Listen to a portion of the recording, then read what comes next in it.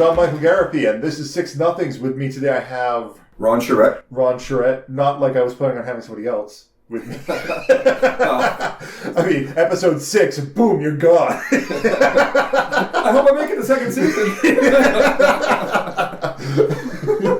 Oh, we haven't been renewed, Ron. Station didn't give us any money this year, so...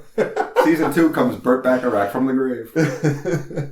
Let's get straight to our 6 articles today. The general plan here is that Ron has the 6 articles up for me, and we're going to go through them. This first article is from Car Scoops, and says that Waymo, to stop calling their technology self-driving, criticizes automakers who do. I love the second part. Like, they just made that choice, and now they're going to blame everyone else. So, John, you first, after you had, kind of perused this article, you just went right to the comment section. You said, wow, these people are ridiculous. And I think it might actually have to do with the title. Yeah, possibly has. It probably has a little bit to do with the title. Because then all of a sudden you have these pedants that come out, and they're just going to be like, talking, particularly on what's self-driving. I think you're right off the top. The comment section is super aggressive over here. And your first response is like, well, yeah, it's a car website. It's like they're even talking about cars right now. They're just being super aggressive. Yeah. But it does seem to be like the type of person who is so focused on cars and what they do and what manufacturers are doing what. They seem to already be custom built to argue with each other.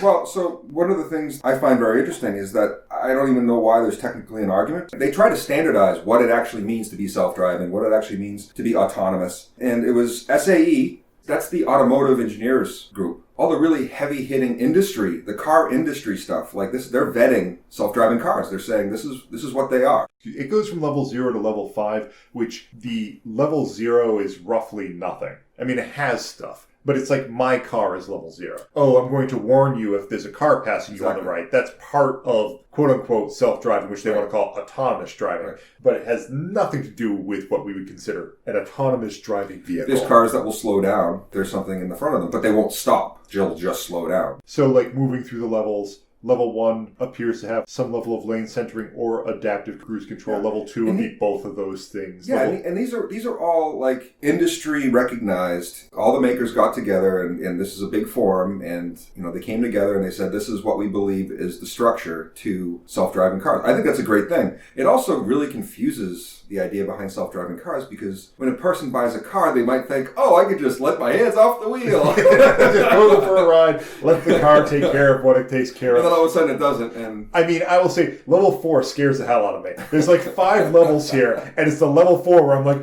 oh no, because like there's things here like pedals or steering wheel may or may not be installed. And then you're just like, oh my god, I have pedals, but I don't have a steering wheel. Like I got put into this position where the car is going to move in certain directions, and the only thing I get a chance to do is stop it or move it faster. But that's a very strange position to be in. I would think that in that particular scenario, it would be more like a dead man switch, where, if there's a driver there, it wants to know. So it might look at the pressure, but also if the person is not responding to the pedals, it would mean that they're not consciously looking at, the surroundings. Yeah. So if those are I feel like this is missing a level 6, which is the driver of the vehicle cannot gain control of the vehicle. The car only is autonomous driving, and that no one can control it otherwise. Maybe there's a reason why they left that off.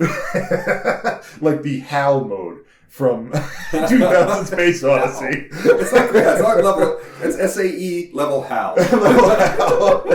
I'm sorry, Dave. I'm afraid I can't do that. Yeah, that would be more like a drone, I would think. That's not the spirit. Kind of. Is it not the spirit, though? I don't think it is. I'm not sure at what point we just don't call an autonomous vehicle and a drone the same thing. It kind of is. Like, you can fly a drone with remote control. You just don't need to. I mean, the drone is an autonomous vehicle. I mean, it's a good question. They're new terms. They're not going to be perfect. When I'm at school, I have this thing that I was trying to make that involved modeling and simulation. It was the exact same function. One group called it modeling. The other group called it simulation. It was like 2 different packages that were talking together. And I was like, well, technically, yeah, that's modeling. And technically, yeah, that's simulation. I'm still doing the same function. I was doing something novel. It's not something that is actually set in stone yet. So it's fully up to them whether they want to call it a model or a simulation if it fits that bill. And so that's what I'm thinking is happening here, is that they're calling stuff self-driving and they're calling stuff automation solely on the fact that they've defined those terms for themselves and they're applying them. I will say this much. I understand what Waymo's trying to do here. They're trying to actually say, hey, stop when you're driving a car that drives itself. But I don't think changing the word to autonomous driving vehicle is going to change perceptions. It's a nice thought. But if they wanted to change people's perceptions, they need a word that like told them specifically the car doesn't drive itself. Driver required vehicle. You know what I mean? But that's what I'm trying to say. Standards provide those terms. So like these are now new terms that we need to get used to. So for instance, a car. Is it a truck? Can a truck be a car? What's a van? Can an SUV be a van? And can a van be an SUV? A hot dog. Saying? Can it be a sandwich? Moving back to cars. Not so bad. Not so bad though. And thank you for what you did there. But you see what I'm saying? It's a new term that it needs to be vetted in the community and it needs to flesh out with all the technology to say, and new terms are going to pop up because of it. Calling a tissue a Kleenex, it's going to happen. Maybe in the future we'll call it Waymo.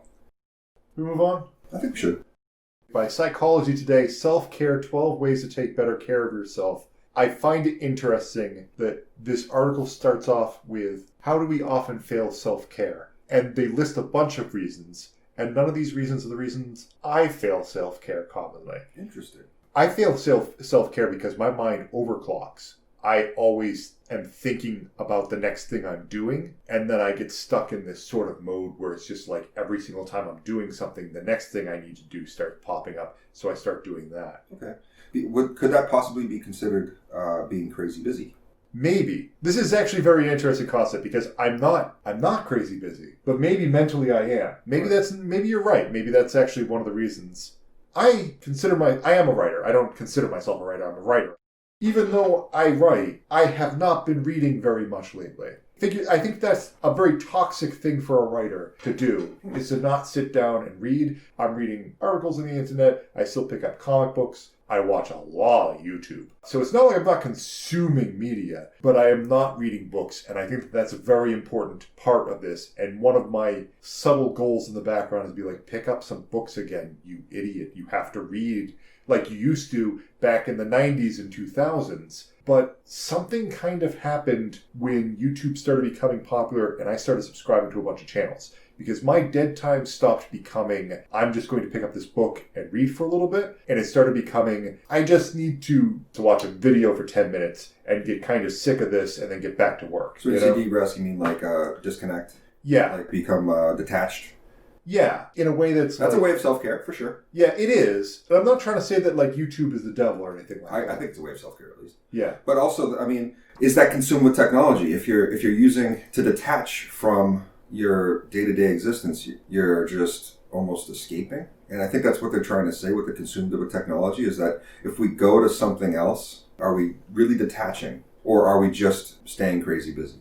I don't know. I think it's a good question. I don't know what the answer is. I see that as a question that they're kind of trying to answer here. This is one of those weird things because I think for some people, like for me, a way to self-care would be to sit down and grab a book, force myself to sit in a chair and just absorb information. To some extent, for some people, this would be their YouTube. I can totally see this being something like people feeling like... Or instead of reading a book, listening to a podcast like you were talking about, it still provokes your mind in a similar fashion. Podcasts are exactly that strange line where it's just like, for a lot of people, this is the thing that they need to spend the time and be resolute and sit down and listen to. And for some people, it's just like, I should be driving my car and enjoying the experience, but I'm not. I have to listen to a podcast. Shut off the podcast, people. Don't listen to us anymore.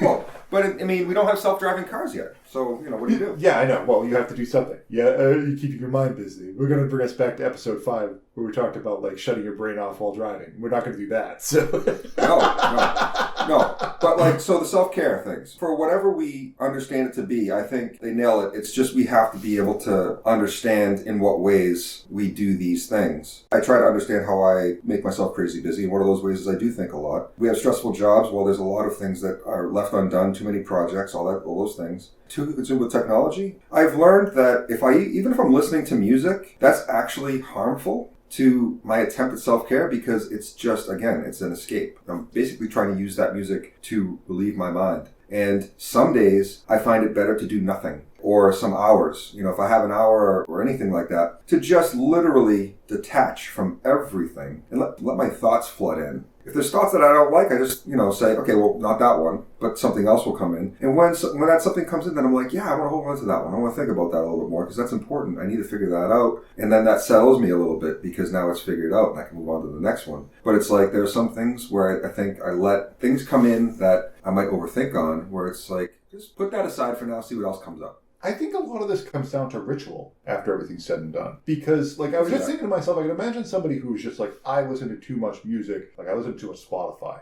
And then they go and they put on a vinyl record. And it's the same damn music in the end. If you listen to Led Zeppelin on Spotify or you listen to Led Zeppelin on a record, nothing's changed. But there's something different about the ritual of having pulled out the record player, pull out the record, clean it off, put it on, appreciating it what it is, and then, putting it away and setting it aside and doing something else. So interestingly, in this article, they don't talk about ritual as much as they talk about routine. And one of the things they say, it seems in here, is that they're trying to fortify the idea of maintaining a routine for instance, for sleep. Or if you're going to block off time for yourself, let thoughts flood in, almost meditate, make it a planned event. If it becomes a routine, I can appreciate that I'm making time for myself. Or I don't know, would that be a ritual? I don't know. Maybe I seem to have created a different article altogether. Well, no, but that's the thing. We all take it. I would take something completely different from this than you would. You know? And I was just talking about this with one of my cousins earlier, and she was taking it differently from me. She had a lot to say about it in her own way. But that's what I'm trying to say is that it's good to have these discussions, and I would hope that people that are listening, if they are able to have those discussions as well, because if they have something that they're thinking about, or maybe even just pick up a book on it, or there's a few self-help tests in here that they talk about that people could take to kind of nail down what for them might be more beneficial from a day-to-day perspective if they need that type of thing in their life. I should point out, when we do these episodes, I always make sure that we have the links to the articles we're talking about is in the description. It shouldn't be hard to find, even if you forgot what the name of the article was way when we first started talking about it. So it goes through, getting enough sleep, eating the right foods, exercising enough, going outside if you need it, having a pet if you need one. And if you can't do any, certain ones of those things, finding something that you can do. But it offers 12 different ways to take a self-care trip. Go someplace, even if it's the next town over. And, I was doing that for a little bit is, going to some of the local towns and just kind of venturing around and not really trying to go into any stores, but just, walking around and breathing the air and seeing the sights. It can be small things. It can be big plans. I know that saying no to others is on this list. And I don't think you have a problem with saying no. I don't have a problem with saying no. But I definitely know... I used to. Well, I definitely know a few people who someone asks of you or your time or something like that, and they always say yes. And they just don't know how to say no. That's a really big... You think so? It's Well, I'm not saying no is bad. Really, really, really bad. Well, I think learning how to say no is a very important thing. I mean, I'm very much, if you say, let's do something, I generally just say yes. That's my default. But it's my default because I'm not really thinking very hard about it. And I generally like to be positive about things. But knowing when you're supposed to say no, that's the important thing. When you have other things you want to do and people are trying to take advantage of your time, to actually be like, I really need to be paying attention to myself. I really can't do this right now. I don't have a problem with doing that, but I know people who do. And it sucks to watch them operate and get all stressed out for what appears to be zero reason because they can completely control this, but it's just such a hard thing to...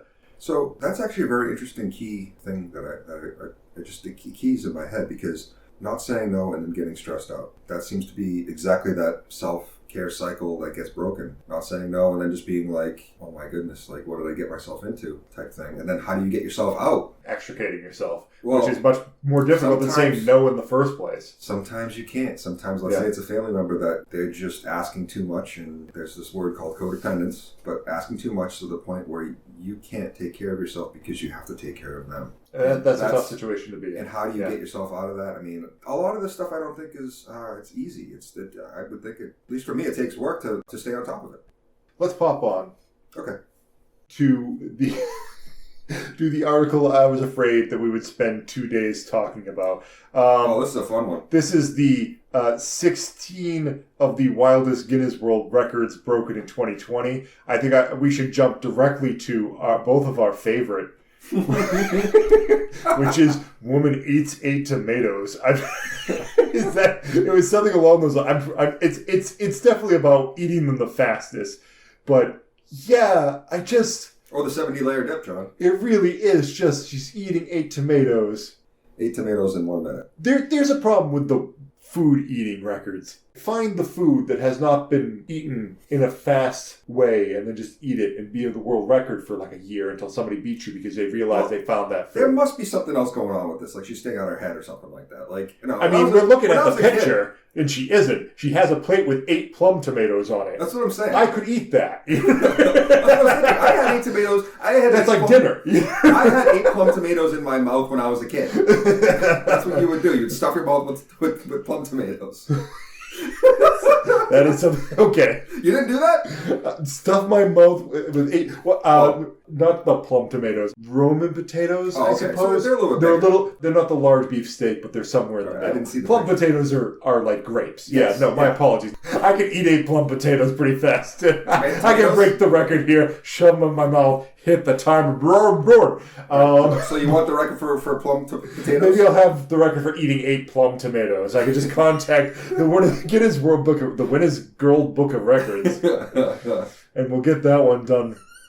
This one, yes. The world's largest flip book is now the size of a tennis court. That is not a flip book. If you made a giant machine that would flip that book so I could watch something be animated, then I'll accept it as a flip book. But before that point, you just have a book with large pages that have the same picture over and over again with mild variations. Build the robot that flips it, and then I will talk all year about it at every party I go to. I'm also vaguely not impressed by the one woman who earned the title of most cinema productions attended after seeing Bohemian Rhapsody over 100 times. This is the perfect year to do it. It is. I think the only thing she has going for her is the fact that Guinness World Book of Records was recording her doing it somehow. Mm-hmm. Because I know people have watched the Rocky Horror Picture Show more than 100 times. 100 is the low number for people who are super fanatics of the Rocky Horror Picture Show. So this is almost a meaningless gesture. It's just a person figured out that no one had actually done the process of recording them watching that movie. Yeah, you know?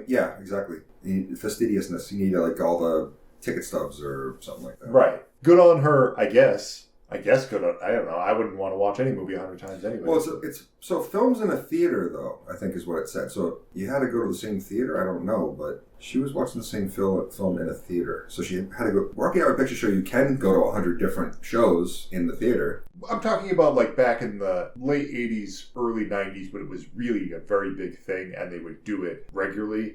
Let's say there would be 3 theaters in Boston that would do it, and that every single week you would go 3 times a week to every single theater, and it became like the thing you did. There are people who are doing this, so if you just spend 1 year watching the Rocky Horror Picture Show 3 times a week, it doesn't take long to surpass 100. But it's like, is it the same theater? You know what I mean? It's like... I mean, for all we know, this woman just like looped Bohemian Rhapsody on DVD and watched it like 20 times in a row and then took a break. Well, like I said, in a theater. So you have to go to a theater. It's also a cost thing, I suppose. Yeah. There's another record here for the deepest underground concert at 6,213 feet below sea level. I wish I was there. That actually looks like it would have been a fun by the Shaft Bottom Boys, which is the only reason why I mentioned it. I just wanted to say the name of the band was the Shaft Bottom Boys. Performed a 15-minute set. And not the other way around. Yeah. Because that would sound horrible. You want to talk about a guy who planks for 8 hours? 62-year-old man who planks for 8 hours? I mean, some of this stuff is actually pretty cool. I mean, again, it's like, instead of staying at home, feeling miserable, some people actually were able to get out and do something remarkable. And test themselves. Yeah, I don't find that to be some people horrible. I find that to be a great thing. Built up the physical acumen to be able to put themselves into a plank position and hold it for 8 hours. Yeah. And some woman ate 8 tomatoes. Yeah, a woman that swam under 13 feet of ice. Yeah. 13 inches of ice, 13 inches of ice, which is, not easy, because, that's it. I mean, you Yeah. got to know where you're going. She said she swam for almost 230 feet. No fins, no diving suit, just Herself. herself in freezing cold water. That's pretty cool. It's almost a shame to some extent. You want a woman like this to be, like, clearly she has the fortitude to be an Olympiad. But this is the reward we give her. We put her in the Guinness World Book of Records. When a person does something that's impressive, I want to give them more. We pass out laurel wreaths for things like this.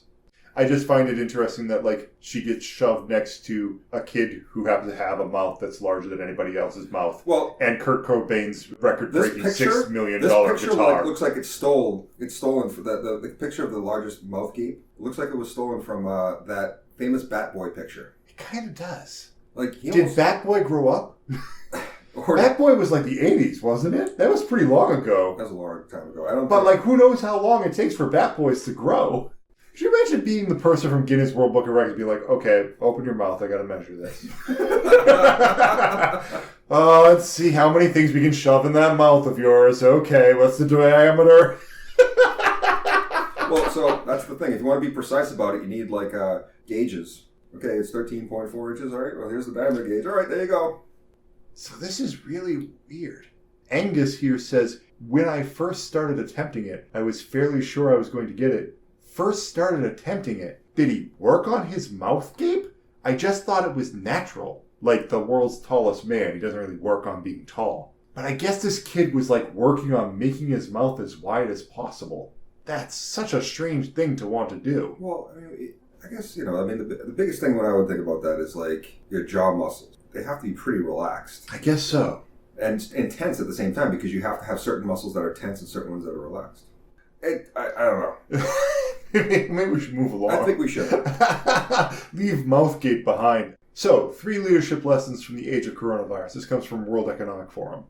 I saw a lot of articles on leadership, and I talked to a lot of people about governance, especially in these times, and what it means to them. There's the medical effort. What I find interesting is how people are managing themselves and others to function in daily life. Let's go through them real quick. The first one is lead with empathy and honesty. The second one is being agile. And the third one is value your people. These are all qualities that we should have had before. And it kind of brings them to the forefront now. It's trying to actually put the focus on, in a COVID culture, work models actually need to be more flexible just in general, which drags the other two in with it, because you're not going to be flexible if you're not being honest and empathetic to your employees, and you're not being flexible if you are not valuing your people. Because both of those, all this stuff kind of ties into it, to each other. But the most fascinating thing about this is that basically, when people panic, and these are the things that are exactly opposite. This is a weird thing because, like, at the same exact time, I almost want to play devil's advocate. Had we not been in a situation which required flexibility, would they have made an article that would have argued for leading with dishonesty, being stubborn, and valuing your assets? You know what I mean? Like, because that would be the opposite of these things. Well, and that's what some companies do. That's why I think some companies make a lot of money doing that. That's why I didn't choose other articles, is because this article really kind of stayed away from that kind of thing. Where it's like, they sounded like really fluffy. They're going for as much as they possibly could. And I looked at those articles, I was like, you know what? It's not. These are traits that are totally doable. It's not that difficult. Being honest with people and saying, like, this is what we need to do to get through this. Let's all try to work together. And the way we can work together in these times is to make sure that we can have a little bit of trust. It talks about managers and how they don't trust their employees. I think what we're actually finding, like, I'm pretty sure that the companies that have survived this past year already were doing things like this. So that when the worst possible scenario happens... It does indicate that, basically it takes that information and says, look, the companies that appeared to be more agile ended up functionally being better at this particular situation when they had to find these workarounds as quickly as possible. Right, because you couldn't just all of a sudden make a company agile and, like, open and honest when the worst thing happens. You don't just turn a company around. Yeah, when you're trying to find solutions in a workplace where you don't have the same structures, you need to find workarounds. And the only way you're going to do it is you got to put trust in the people that are doing the work. I mean, that's the factor. People now have extra burden in their lives that they have to deal with. By allowing them the space to do their work, let's say at home, or, in a Zoom call, or, things like that, they can organize their work around their life schedule in a way that allows them to get through this without freaking out. It gives you a little bit of a way to say, this is where I'm going to take it in, and this is where I'm going to let it out. Valuing your people, I think it's valuing everybody. It doesn't go in one direction. The reality is that valuing the manager and saying, like, what do you need? What are you looking for? What's your expectations? Giving that empathy and compassion to, it doesn't, I find the more empathy and compassion that we're able to spread to people that we deal with on a day-to-day basis, I think the better the outcome. And it says, the best leaders have always been doing this, often using digital technology to improve communication. And so all I have to do now is just flip a switch. Okay, what do you want to do today? As opposed to saying, we now have to ramp up this big capacity to be able to do this. So let's bring this a little closer to home. How many companies have you worked for that you felt like these values were actually in place? The companies themselves, I feel like it was many. The individuals, I felt like it was few. That's interesting. You think it's a matter of training those individuals, or do you think it's a matter of, like, people are people? People are people. I don't think everybody's going to work in lockstep. But I think that if people are able to be autonomous in their own ways... I definitely think you can hire for these traits and remove... That's a whole interesting piece. It's like the people that hire aren't always the ones that have these traits. I mean, because I've seen that, where it's like I've had good managers, I've had bad managers, and they're trying to put together a team. Let's say they're a bad manager. Then they don't understand who they need in their team to succeed. Yeah. They might be hiring for a certain skill that they like, but they don't necessarily need that skill. Or they're planning on a future that doesn't exist or won't exist, or potentially won't exist. I mean, in the case of one particular scenario I'm thinking about, that future never came. I've also worked under situations where, like, the manager themselves was very good, very efficient, and got their team to do the job correctly, but the manager was toxic. And the end result was not very good for the entire company, but it was hard to notice and recognize that because the numbers were good. That person was doing an excellent job keeping things together, but the workplace environment was not good. A leader is not a manager. A manager goes for the numbers. They're the ones that are hitting the targets and everything like that. If a leader can't diagnose why that manager is successful, I find they're a bad leader. But that doesn't necessarily mean that they're bad at understanding the organization, what needs to be done and everything like that. If they can't motivate or if they can't pull in the right talent, that's just as bad. But that's why I thought it was interesting that there were 3 different pieces here that talked about these things. And again, none of them had to do with metrics. It just had to do with interpersonal communication. I saw some very cool things, that happened in 2020. I guess that's where I'm kind of going with this. On the other side of this, I feel like the companies that followed this strategy, the companies that led with empathy and honesty, were agile and valued their people. On the other side of this, those companies will be stronger than the companies that didn't. Let's pop over to a new whale species have been discovered off a remote island in New Mexico. Not in New Mexico. You won't find any whale species there. Why not, John? And I don't know if it's the Pacific or the Atlantic. Seems like a big difference. This is from USA Today. That does matter, you're right. Okay, western coast. It's definitely in the Pacific. The deeper part. The deep part of Mexico. It's amazing that we're still finding animals that, from nose to tail, the adult female is approximately 4.4 meters, and the adult male is about 3.9 meters. Obviously, at this point, they really only got their hands on 6 whales they've been studying, a small pod. A 14-foot-long animal just discovered, did not know where it was, and as a matter of fact, they were having problems with a signal that they were getting from whales that they didn't know where they came from. Unidentified acoustic signal for a while, but could not pinpoint what was actually making that noise. So I remember in the news hearing about that signal. These whales are essentially, they look like larger dolphins. Yeah. In size and shape. They have a dorsal fin and things like that. They have what's called a baleen. I mean, when it comes to... It's like someone took a dolphin, kind of made a cut somewhere near the mid-forward part, and then shoved another dolphin in there. And then closed the two together. It's like there's a dolphin here, but then there's just this elongated part where it's just like, and here's more dolphin. It's like a cartoon where you're going to show a dolphin slowly, but like it doesn't stop, like the legs keep going up sort of thing. That's what we're looking at. Yes. Yes.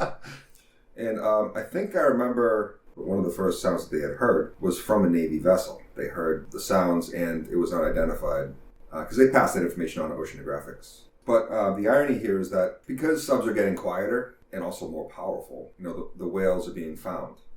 But the funny thing is that these whales are getting pushed away by these same devices. Right. Because the Navy uses high-powered sonar and things like that.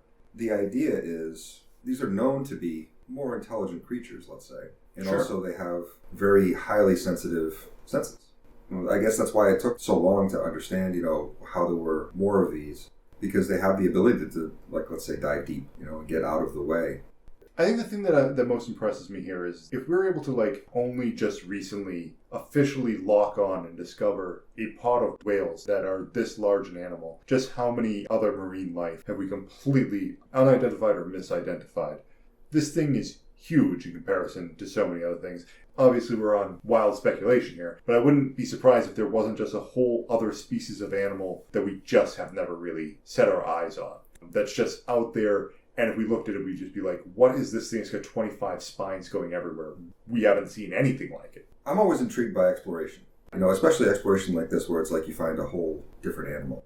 And if they just were hearing sounds at first, that means they didn't catch them. They didn't catch them on any type of imagery. In other words, they were so far away and they had such a powerful voice and they were able to get away so quick maybe. To me, it shows intelligence because they know something's there. So this is a good time to take a couple minutes. Yeah, let's do that. Do a little intermission. Let's have an intermission. We'll play a song for you. What do you got? What do you got on the? I have no idea. I make it up on the day that I'm actually editing. What would you like? You want some Steely Dan or something like that? I can't do it. Copyright reasons. Can you even say that now? I can say Steely Dan. Demonetized. I could have a cover band play Steely Dan. That's also copyright reasons. I can't do that. I have to so here's an interesting thing. Just as a side, we might as well talk about this. So I generally take stuff from either Free Music Archive or Tribe of Noise, which is kind of taken over Free Music Archive now. I guess one of the most interesting things is yourself. You could go into the Free Music Archive and just listen to a bunch of free music whenever you want to. Like, in a world where we have Spotify and we can listen to anything, you can just listen to anything, but why not listen to something you've never heard before? It's a cute way of doing that. I can almost guarantee you've never heard any of the songs there.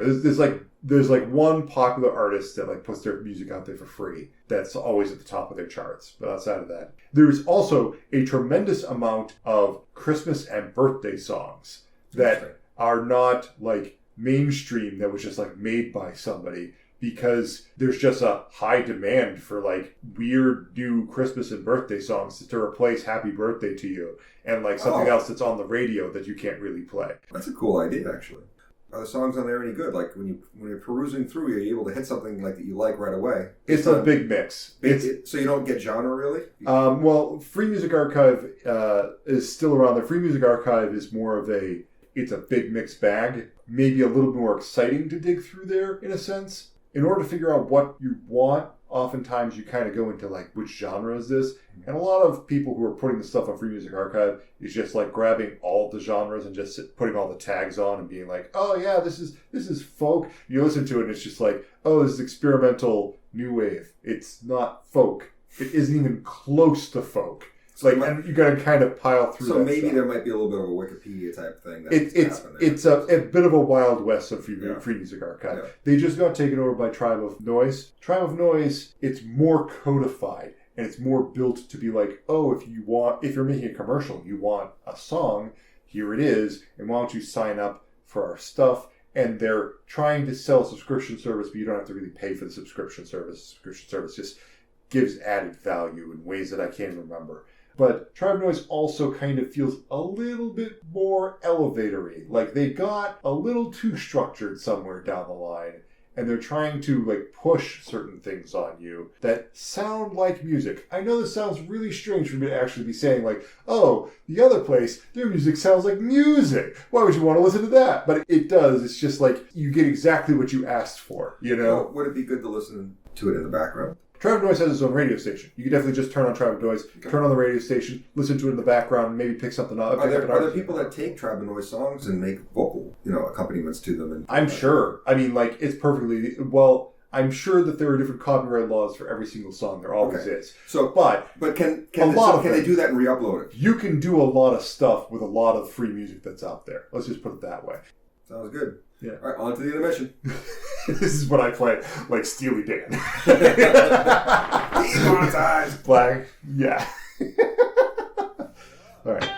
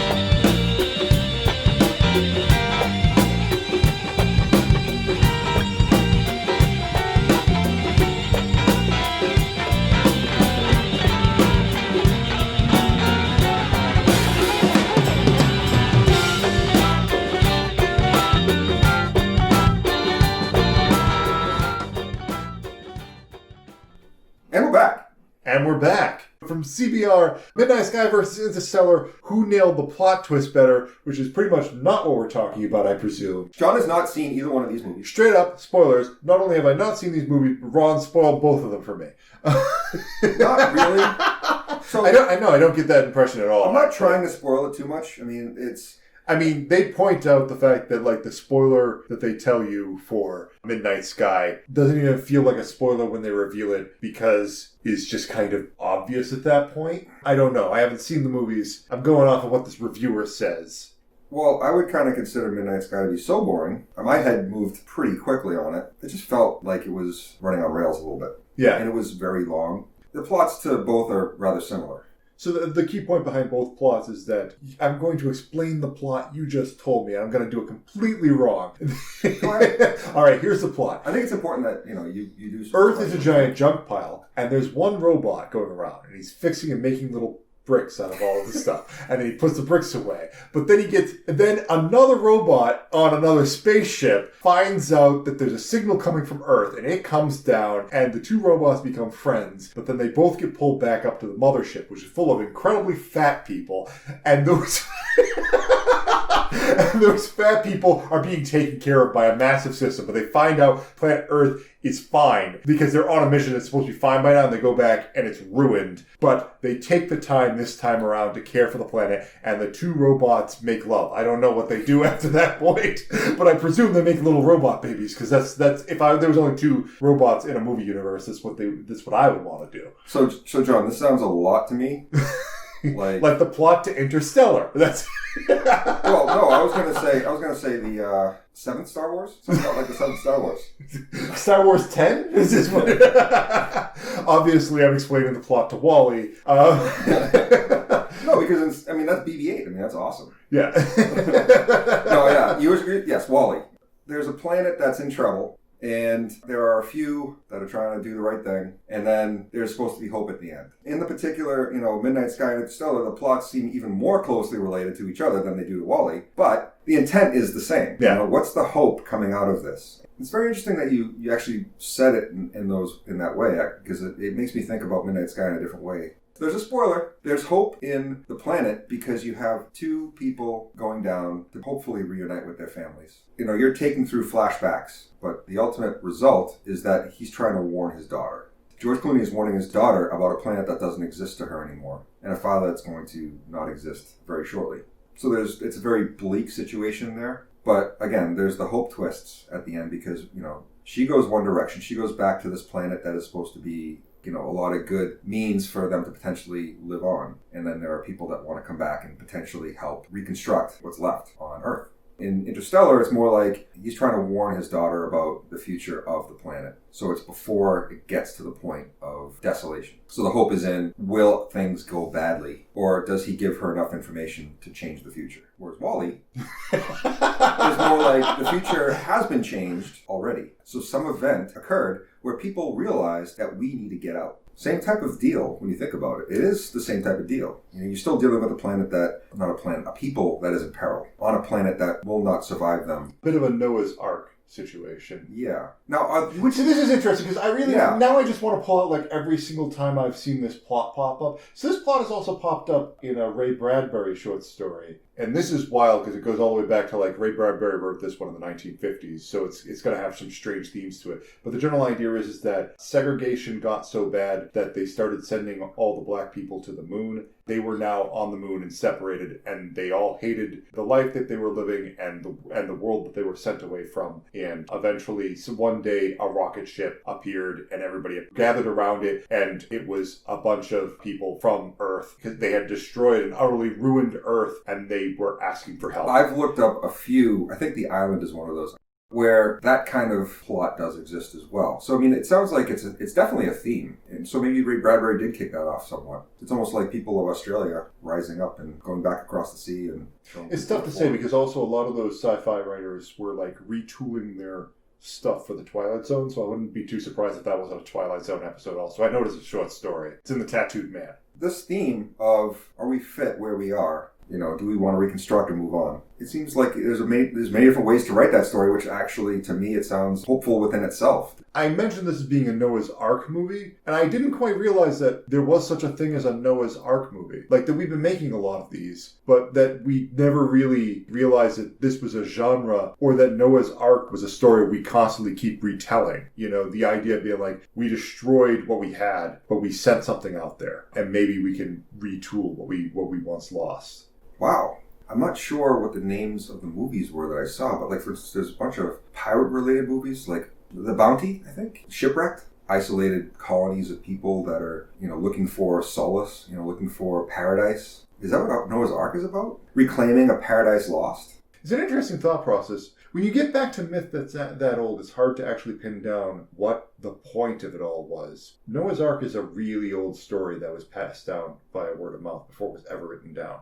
It doesn't originally come from the Bible. You see it in Gilgamesh, the Epic of Gilgamesh, which is like the oldest written work. Noah's Ark is in there. It's not called that. The name of the person who was on the boat was by the name of Hutupishnim, I believe. I could have that wrong, and if I did, I'll edit it out. But the general idea is that in all of his journeys, Gilgamesh goes to find this one man. He's the oldest man. He was on the boat, and he's immortal. So he's trying to learn how to be immortal himself. That's kind of a setup for Gilgamesh. Yeah, no, it's just such an old story that it appears in our oldest written form, and it had to have been much older than that. The idea that there once was a cataclysm, and there was only a very small number of people that got onto this boat, and they repopulated the earth. That's a common theme. It pops up in a lot of cultures. So I find it kind of interesting that we don't do that more often, that's not actually as common. I'm trying to think of like movies where the theme was we had an island, but we ruined the island, and then we had to return to the island. I'm curious, because this has got to be... It makes me think about, the refugee crisis. The Syrians that were coming over, and, I guess in France there's still people trying to get on boats and go to the UK. This has got to be a trope on TV tropes. So the trope is called the Ark, which I'm not terribly surprised about. And so now that I'm here, I could just take a look at all the live action films they decided to use for this. Deep Impact, Evacuate Earth, Evan Almighty, 2012, Sky Captain in the World of Tomorrow, Moonraker, Theodore Rex, The Last Flight of Noah's Ark. Oh, geez. Muppets from Space. So, like,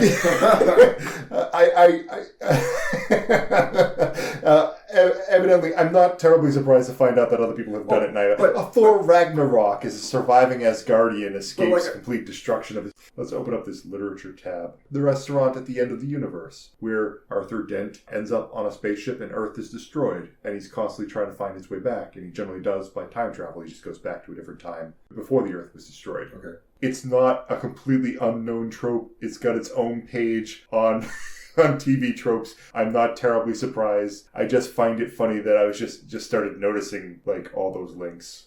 So on TV tropes, can you look up like particular movies? So can you look up Interstellar and see what tropes you use? I can.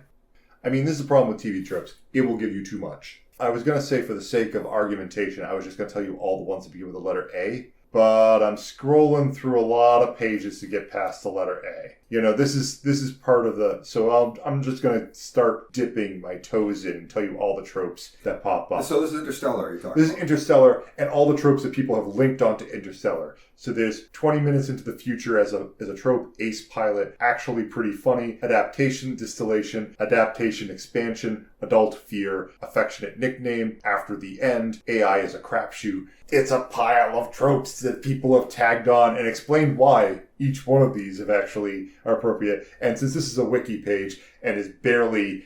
Any moderation. Any moderation. It's not like Wikipedia, which has super moderation. TV tropes is just people kind of all gang piling on. A lot of movies have things like this. Anyone can die. It's just, you killed a person, and now anyone can die.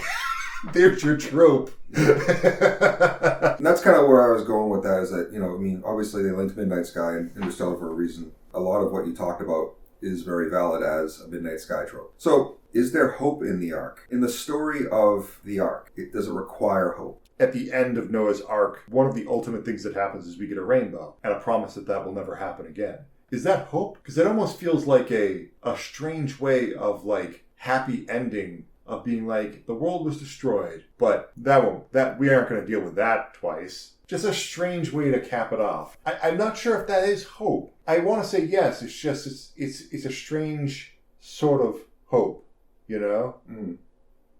I'll tell you what is hope. Another classical story is Pandora's Box. Most people know the whole entire concept. The general idea is that Pandora has a box. She's not supposed to open it. She opens it. It has all the worst things that could possibly be that humanity has, which includes like despair and suffering, and all this bad stuff gets sent off into the world. But one of the last things that exits Pandora's box is hope. That was also in the box. And that without all of this terrible stuff that happens to humans, we never really have hope either. There's never really a need for that. Is that happening here?